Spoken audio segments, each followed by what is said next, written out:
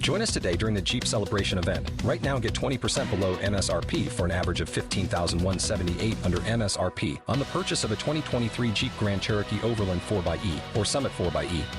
Not compatible with lease offers or with any other consumer incentive offers. $15,178 average based on 20% below average MSRP from all 2023 Grand Cherokee Overland 4xE and Summit 4xE models in dealer stock. Residency restrictions apply. Take retail delivery from dealer stock by 4/1. Jeep is a registered trademark. Hey, everyone. Before I jump in, just a quick word to say today's show is about a fast-moving story. Things may have changed by the time you hear this. This is also a disturbing one. There's the sound of gunfire in here. So if you need to pause and listen later, we'll be here when you get back. We do begin in Russia, where Russia state. It was Friday night when reports started coming in about a concert outside Moscow that had been targeted by terrorists. Video showed the Crocus City Hall ablaze before part of the roof collapsed. At first, all there was were these images of the outside of the mall where the attack took place, a shooting, then a fire.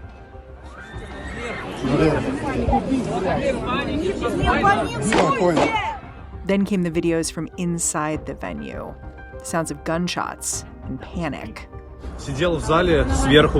We heard gunshots. At first, we didn't understand what had happened, said this eyewitness. Then the terrorists came in and started shooting everyone. All weekend long, the Washington Post's Shane Harris has been sorting through this evidence, trying to understand exactly what took place. We're seeing, obviously, a lot of reports via social media, including by people who were in the concert hall when it was attacked. We are hearing from Russian officials who are on the scene investigating it and who are issuing statements about body counts and sort of objective things, and then maybe a separate category of not so objective information, and then also talking to U.S. officials. Yeah, are all these different sources agreeing on what took place? No, they're not. The Americans say this attack has all the hallmarks of ISIS, specifically ISIS-K, a branch of the Islamic State that is based out of Afghanistan. But what we're hearing coming out of President Putin in Russia, as well as sort of Kremlin-backed or supportive broadcasters and journalists, is an effort to try and blame this attack on Ukraine. Whereas, another important bucket, by the way, I didn't mention of information, is ISIS itself is taking credit for this and has been posting images and posting statements. Yeah, they have their own news agency, right? That's right, yeah. ISIS-K first claimed responsibility for the attack in Moscow via their news agency, which put out a statement on social media saying, hey, we did it.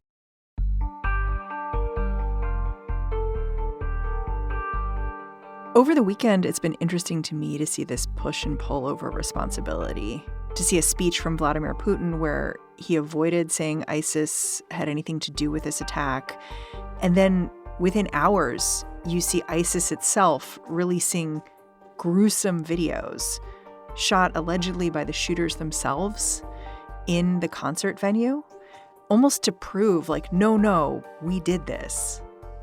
Yeah, that's right. It's almost as if ISIS is responding in some way to Putin's unwillingness to give them credit for the attack. Because, part of what ISIS wants here is to undermine Putin and Russia's security apparatus. So if the president of Russia in his public address refuses to acknowledge who actually did the attack, it's not giving ISIS the kind of public relations victory that it was hoping for.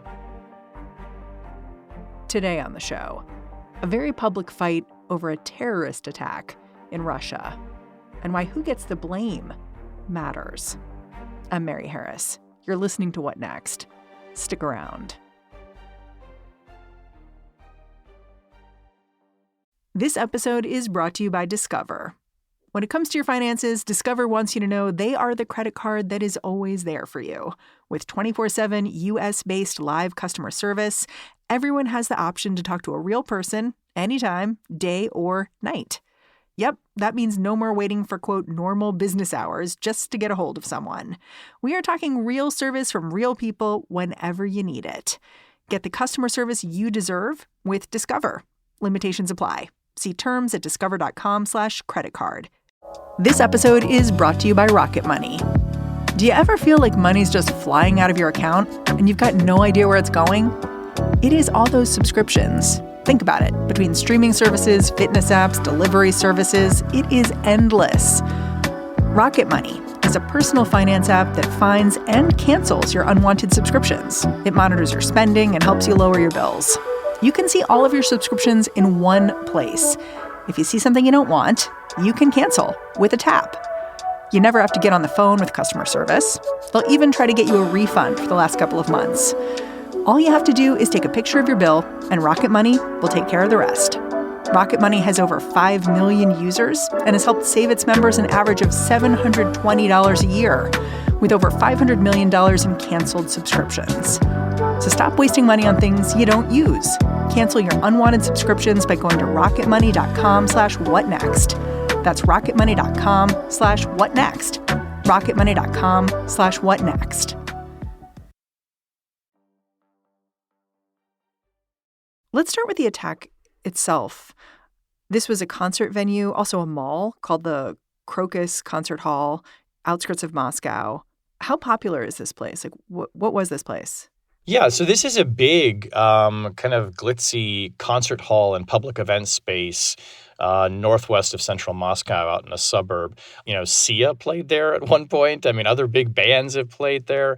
Folks were there on Friday to see a Russian rock band, an older rock band called Picnic. Who was in the audience for this performance? From what I gather, it was people who really loved this rock band for years. A lot of people, it's been reported, who were victims, it seems like were maybe in their 40s, so they're people my age. There are people who had shown up to hear a beloved band in a very popular hall where people go routinely to see big acts perform. How did the attack start? Well, from what we understand is that these gunmen basically walk into the event space and then go into the concert hall and start shooting concert goers, some of them at point blank range. There have been these very gruesome photos, that show them, killing people. I mean, at one point, I think cutting someone's throat reportedly. They just basically stormed this event hall. And from what we can see from the videos that have been posted, met with no resistance. There wasn't a big security presence at the hall. There weren't, guards there fighting back against them.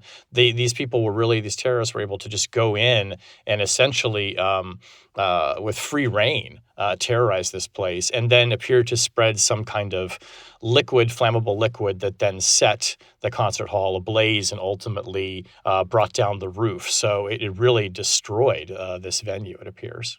How quickly did ISIS claim credit for what had happened? It was a matter of hours. As soon as I saw reports of this attack, I immediately started contacting sources who, to a person, said, this looks like ISIS-K.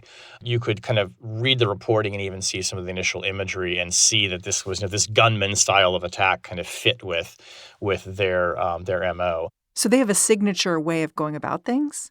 Well, it's not so much I would say it's a signature, but the idea that you would have gunmen heavily armed going into a venue like this and just shooting people, that struck sources as saying, like, this looks like a way that ISIS would do this. I mean, trying to cause mass devastation, setting the building on fire. And then, ISIS puts out this statement through its news agency on Friday in the evening, Washington time, leaving, very little doubt, I think, in a lot of officials' minds. Some people might be confused to hear about ISIS here because, of course, U.S.-backed forces claimed the Islamic State Caliphate was defeated back in 2019. The Caliphate isn't ISIS. But still, I think some people may be surprised to hear ISIS? Really? Yeah, you'd be forgiven if you thought, wait a minute, I thought, U.S. forces killed the leader of ISIS and that this group was no more.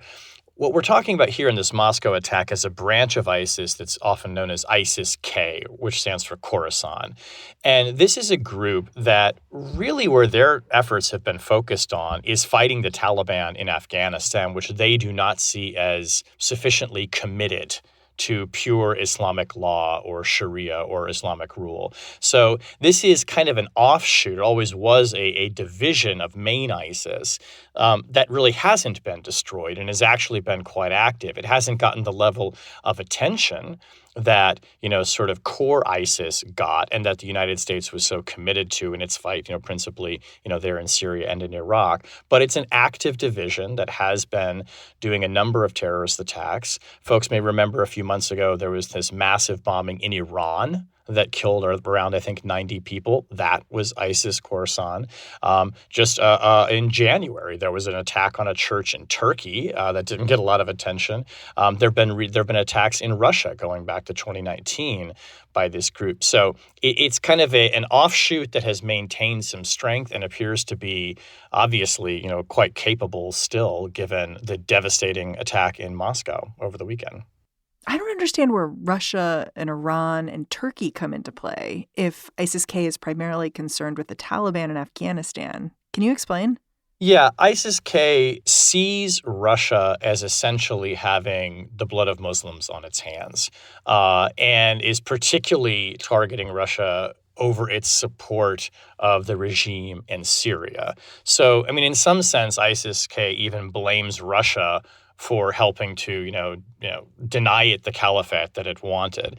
You can go back all the way to, jihadist struggles with Russia in Afghanistan in the 1970s. There is a long-standing kind of feud between Russia and different, militant groups like this. But presently, what ISIS-K really does is sees Russia as an enemy of Muslims and is targeting it accordingly. It would kind of be in the same way that they would view the United States. It seems to me like ISIS-K is a group that the U.S. is paying particular attention to. And I say that for a couple of reasons.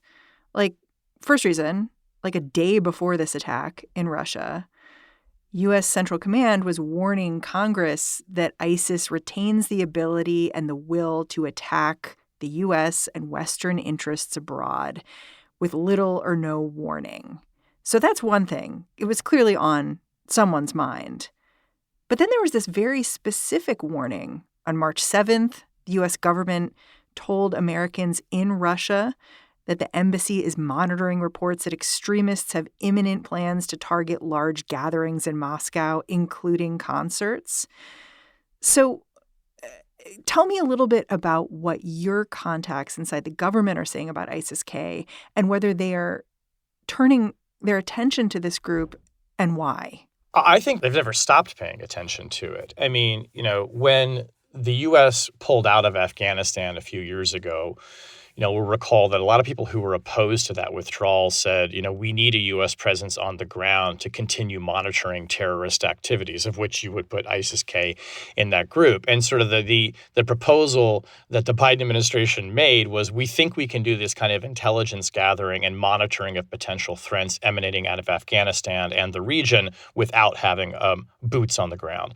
Well, this is kind of evidence of that insofar as the United States did get some degree of intelligence. We don't know exactly how specific it was, but it was fairly specific as to concert halls about what ISIS-K was planning. Clearly in this case, there were indications that were pointing back to some group that was either in Russia or was targeting Russia. So the U.S. pays very close attention to this, even when it's not really in the headlines. And counterterrorism isn't the number one priority of the intelligence community anymore, but it's not a low priority either. Do we know what was in the intelligence reports that led to that March 7th warning? Well, we know because we can see the public warning about avoiding large gatherings, concerts. Beyond that, we still don't know. And in talking to, some sources, it seems like it might not have been very, very specific insofar as, there might have been information that had to be stripped out to protect sources and methods. There's always a concern with that. Look, Russia is an adversary country, but the United States does still share information about threats to civilians. The question really, I think, is, to use the intelligence terminology, how actionable was this information? Did it say, the Crocus City Hall is going to be targeted? Or did it say there are threats against large gatherings at places like concert halls? What we do know is that there was no security around that very public venue. And only a few days ago, Putin publicly was very dismissive of the warnings that the United States and other governments had made, through these public and diplomatic channels, essentially saying they're trying to scare us. It's just false information. So he was really publicly dismissive of the warnings that we know from U.S. officials were shared with his government. I mean, did the government do anything after receiving this intelligence that we know of? Not that we know of. I mean, it's, when these kind of, pieces of information are shared, if it's a close ally, you can imagine that they might be a bit more responsive to it. So we don't know whether, Russian security services got this information from the Americans and said, oh, thanks very much. We appreciate this, or just sort of pitched it into the garbage can. The question here is, A, whether the information was specific enough to say, go put, guards and reinforce your security at this venue, or whether it was ignored. And if it was ignored, is that because the Russians didn't believe it? The Russians didn't feel it was useful? A more sinister and cynical calculation that we have to wonder is, did Vladimir Putin know this was happening and kind of just thought, well, maybe we'll just let it happen and see what occurs? We don't have any evidence of that. But those are questions that, Ukrainian officials I've been hearing from in the past couple of days are saying as well. They wonder if Putin thought that this would be somehow advantageous to let it occur. There's no evidence of that, but it gives you a sense of how I think Ukrainian officials think that he is capable of doing something, that dastardly. After the break, Vladimir Putin blames Ukraine.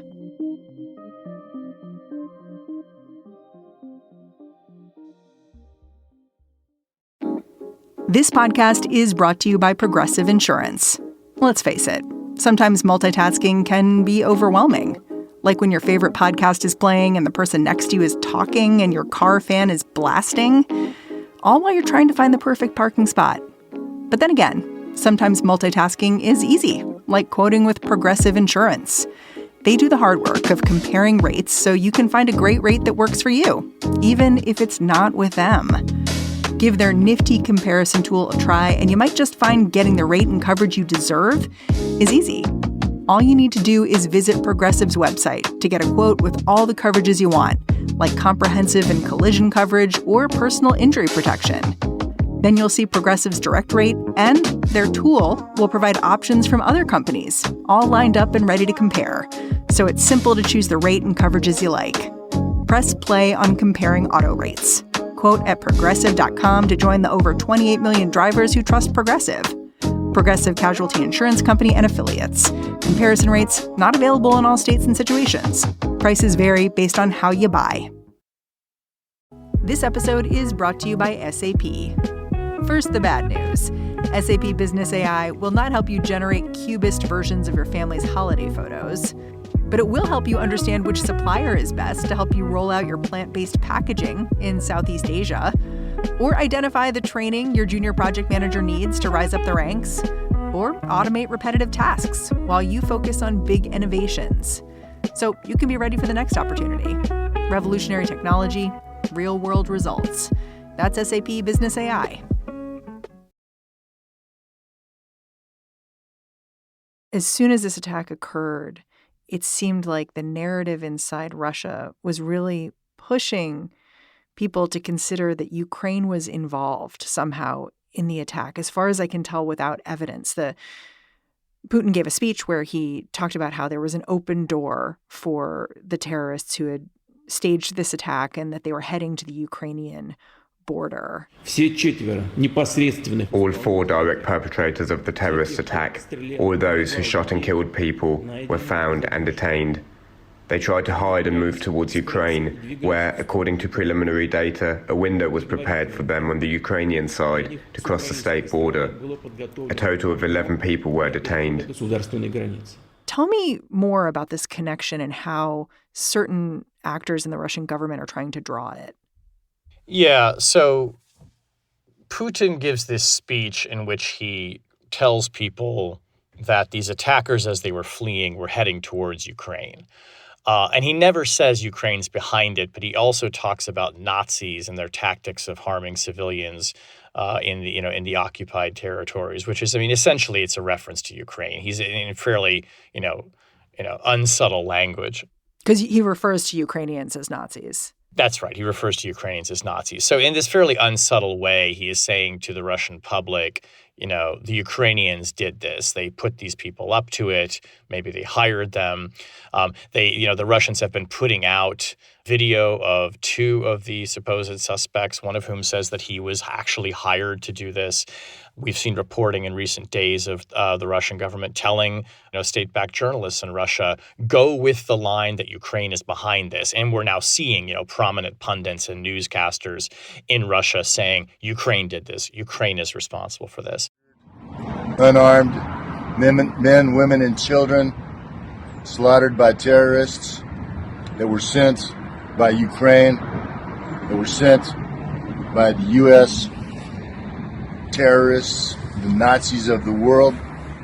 None of that is surprising to me. I mean, when I first saw the news come across, my first thought was they're going to blame Ukraine for this and use it as some kind of, pretext for escalation. What's the response been from the Ukrainian government? Oh, that's absurd. They say we had absolutely nothing to do with this. I was talking, within the first hour of the attack with a Ukrainian official who I just pointedly asked. I said, was your government involved in this? And he responded, what would we gain from this? Why would we kill civilians in this way? This does nothing for us strategically. And Ukrainians, including President Zelensky and other senior officials, have been coming out, putting out public statements just in the past 24 hours saying this is ridiculous. I mean, Putin invades our country, slaughters our civilians, and then turns around and blames us for killing his civilians when really it's his weak security and his ineffective security apparatus that let this happen. So both sides are taking rhetorical advantage of this moment. Yeah. I mean, on Friday, a prominent Russian oligarch called for a nuclear strike on Ukraine. Do you think something like that could actually happen? I mean, I will say that, in the first hours after this attack, and I think this is probably still true, my great concern was that Putin would use this attack as some kind of pretext for doing something truly escalatory and awful. And because he has openly flirted with using tactical nuclear weapons in Ukraine, I mean, I admit my mind kind of went there at first. I think that would be a hugely strategic blunder for him to do. But you have to sort of think about it from his perspective of, he's not going to let a crisis like this go to waste. Is there something that he could do to build the case for some more dramatic kind of action, or possibly to build the case for a mobilization of more forces, which would not necessarily be popular in Russia? But if he could say, look, the Ukrainians are slaughtering people in Moscow, maybe, citizens who actually believe that line that he's peddling might be, willing to go ahead with, the rather unpopular mobilization of forces. Is there any way to change the information ecosystem inside Russia? Or is that done? Because it really does sound like you're talking about how everyone on TV is now speaking from the same hymnal here. And we're just not sure what that's going to mean in terms of how Putin takes advantage of this.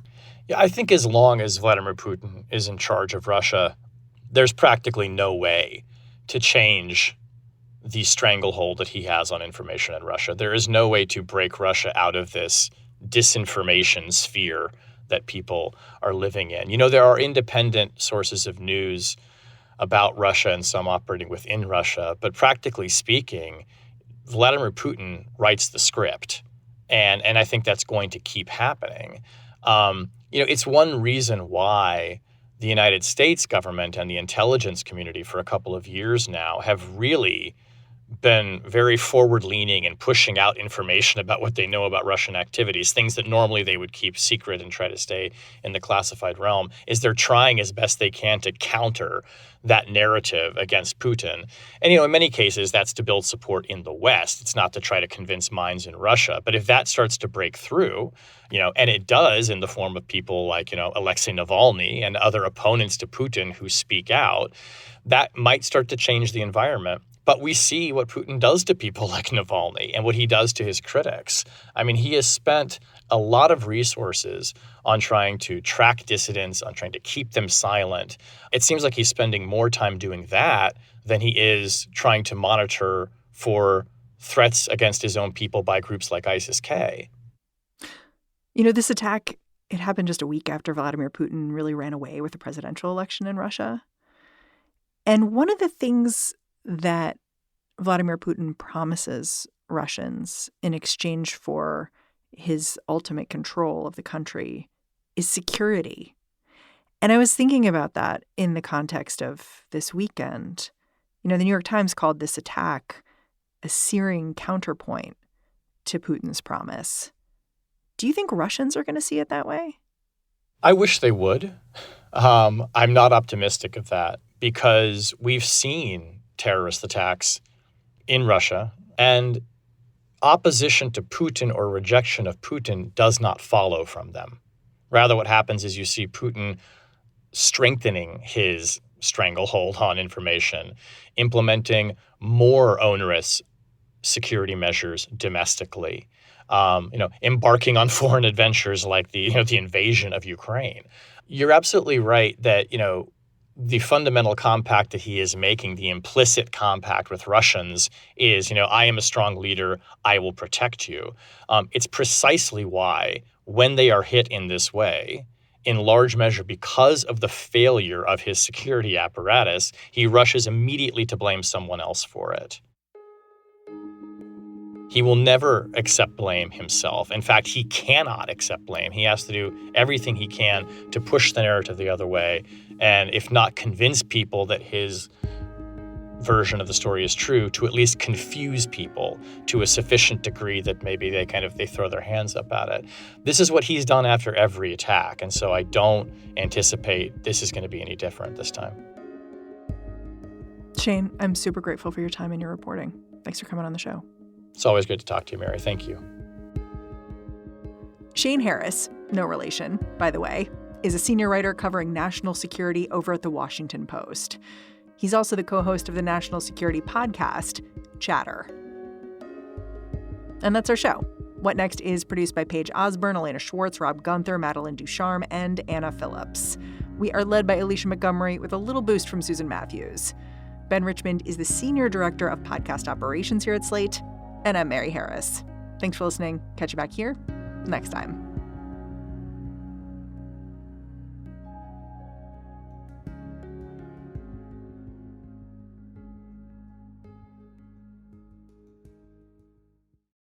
Without the ones like you, who work tirelessly to keep things running, everything would suddenly stop. Hospitals, factories, schools, and power plants, they all depend on you. No matter the weather, emergency, or time of day, you're the ones who get it done. At Granger, we're here for you with professional-grade industrial supplies.